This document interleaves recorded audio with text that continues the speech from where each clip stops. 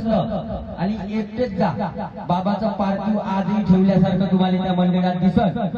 कोणी नसल्यावर एकटे जा, फक्त त्या मंदिरात कोणी नसताना ज्या ठिकाणी बाबाचं पार्थिव ठेवलं होतं आजही तो दिवस, आणि बाबाच्या निवासस्थानामध्ये जा। बाबा हसत खेळत त्या घरामध्ये बाबांनी जे कार्य केलं आजही ते कार्य त्या निवासस्थानामध्ये चालू आहे। त्याचं एक मी उदाहरण देतो, जास्त वेळ घेत आहो पण मी याच्याच करता सांगत आहो की तुम्हाला निवासस्थानचं मंडळाचं वैशिष्ट्य समजलं पाहिजे। आणि ते राठोड साहेब तिथं बसून आहे आणि मी इथं।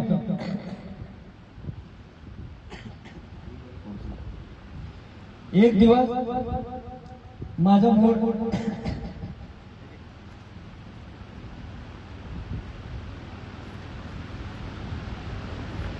शनिवार दिवस होता आणि कामावून आल्यानंतर घरी मन लागत नव्हतं आणि मी माझे मित्र राठोड साहेब जेव्हा मी कार्यक्रमाला जातो ते साध्या काही सेवक आहे ते नेहमी माझ्यासोबत सतत येतात आणि त्यांना म्हटलं भाऊ मला आपल्याला निवासस्थानला जायची इच्छा आहे, आपण चालता का?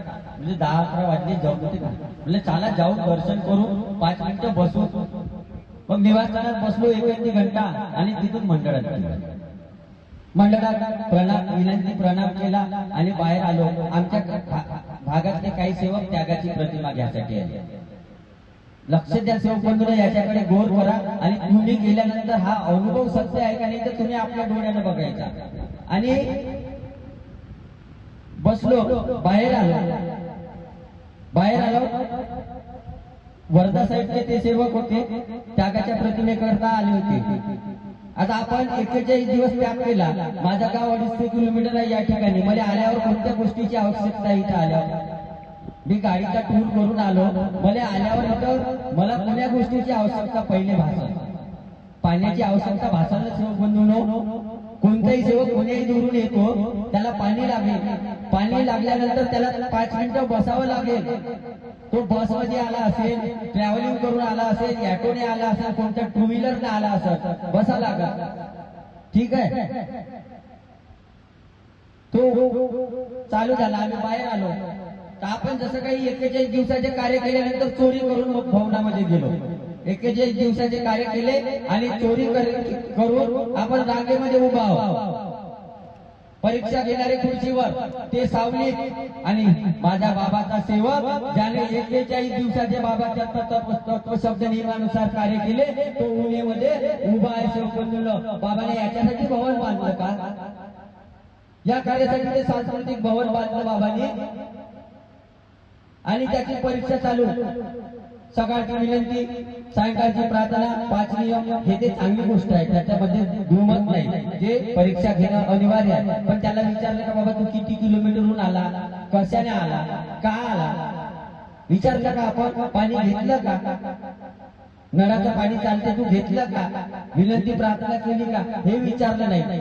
आम्ही एका मंडळाच्या सेवकाला तेव्हाच भेटलो, दादा म्हणलं आमच्या निवासस्थानमध्ये ही प्रथा नाही, आमच्या इथं बाबाच्या घरातील तेव्हाही चटई टाकून होती, आजही चटई टाकून आहे। सेवक आल्यावर निवांत बाहेरच्या नळावर पाणी घेतो, पायावर पाणी घेतल्यानंतर विनंती करतो आणि निवांत शांतपणे थंड वातावरणात बसतो, तेव्हा कुठं त्याला प्रतिमा भेटते। हा फरक टिमकी मंडळमध्ये आहे। का फरक आहे टिमकी मंडळमध्ये? विचाराचा फरक आहे। निवासस्थान हे अनुभवाच्या माध्यमातून चालते आणि मंडळ हे फक्त कागदावरच्या घोड्याच्या माध्यमातून चालते। हा अनुभव सेवक बंधूंनो, फिरत जा, कार्यक्रमाला जात चला, जेव्हा माहिती पडेल। आज आमच्या परिसरात हवन कार्य होतं, जनरल हवन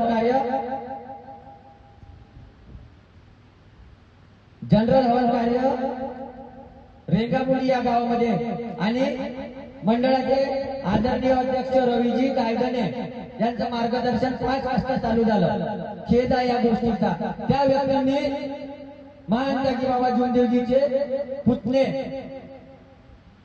रमेशजी ठुबरेकर यांनी दुकान खोललं म्हणे, असं वक्तव्य त्याच्यात केलं आणि तोच व्यक्ती निवडणूक झाल्याच्या बरोबर त्या दुकानात पहिले पेढा ठेवायला गेला। का गेला बाबा? कोणी बोलवायला आलं होतं का? तो दुकान खोलून राहिला त्या टिमकी निवासस्थानला किती लाजीरवाणी गोष्ट आहे सेवकांनो.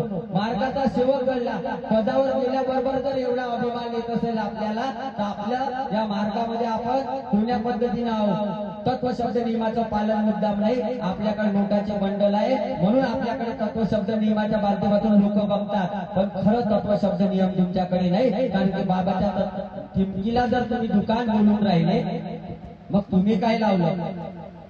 तुम्ही तर दुकानदारीच करता, सेवकाकडून पैसे घेता. आता 3 एप्रिलला प्रत्येक सेवकाकडून पास फाडल्या जाते. विचारते का सेवक बंधूला टिमकीतला आहे का मंडळातला आहे म्हणून? विचारते का? नाही विचारत ना. मग फक्त हवन कार्यासाठीच का विचारते? हवन कार्यासाठी तू त्या निवासस्थानी चालत नाही, हा निवासस्थानी चालत नाही, याचा विरोध करायला शिका. तेव्हा कुठं तुमची बाजू बरोबर राहील आणि गावामध्ये एकतेचं वातावरण निर्माण करा. आपले तेही बंधुभाव आहे, आपण आहे, पण ज्याच्यासोबत आपले विचार पटत नसतील त्याला सोडून द्या आणि त्याला समजवण्याचा प्रयत्न करू नका. कारण की मूर्ख लोकांना समजवण्यामध्ये सेवक लोकांना बाबालेच आपल्या दुःखाचं कारण बनवलं, बाबावरच आपत्ती आणली, तर तुम्ही आम्ही साधारण सेवक आहोत, तुमचं आमचं काही होणार नाही. म्हणून मी जास्त वेळ घेतला आहे. बाबा तेरी कृपा से हम राज करते हैं, बाबा तेरी कृपा से हम राज करते हैं, बाबा तेरी करनी पे नाच करते हैं, बदलेगा वक्त और जमाना भी, बाबा जुगदेव जी अमर रहे. जय जय घोष से आगाज करते हैं, आगाज करते हैं. सर्वांना माझा आदरपूर्वक नमस्कार.